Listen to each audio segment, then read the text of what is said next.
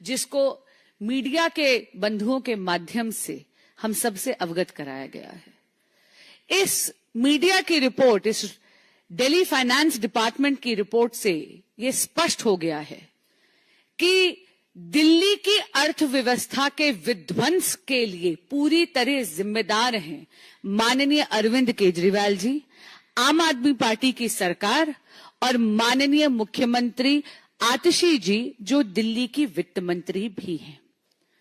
अचंभे की बात है, 31 साल में पहली बार दिल्ली का जो बजट है वो डेफिसिट में है, यानी घाटे में है, और छोटे मोटे नहीं, 7,000 करोड़ रुपए का डेफिसिट है।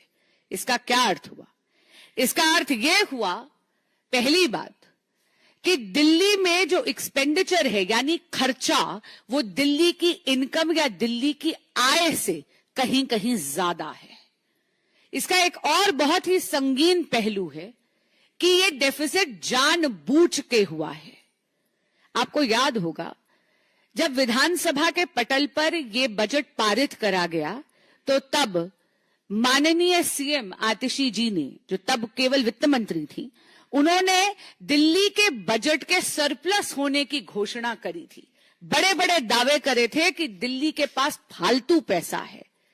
लेकिन आप ये देखिए कि इसेंशियल इंफ्रास्ट्रक्चर प्रोजेक्ट्स, जैसे कि दिल्ली में अस्पतालों की मरम्मत, नया कोर्ट कॉम्प्लेक्स बनाना, सैलरीज देना कर्मचारियों को, कर्मचारियों की पेंशन और इस प्रकार के ऐसे कई बड़े खर्चे, इनका बजट में प्रावधान ही नहीं करा। They did not make provisions for over 7,000 crore rupees in the budget of Delhi.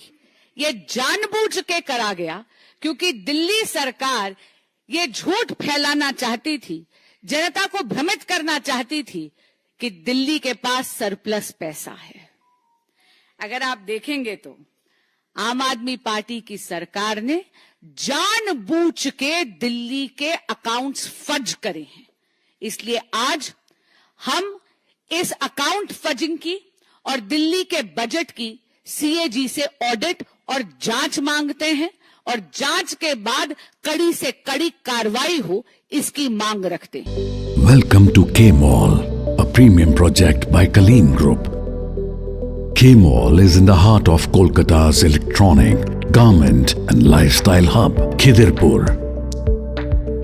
K-Mall, which is designed as a world-class mall, is the outcome of endless effort of our experts, combined with modern superb techniques and new age design.